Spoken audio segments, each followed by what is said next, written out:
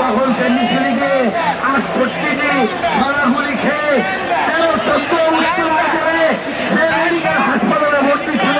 টঙ্গী থানা যেখানে থাকেন শিবিরের তৎকালীন মাদ্রাসার ছাত্র, তারা যারা জানেন 4 জন ছাত্র আহত হয়েছিল, তার মধ্যে ইব্রাহিম ছিলেন।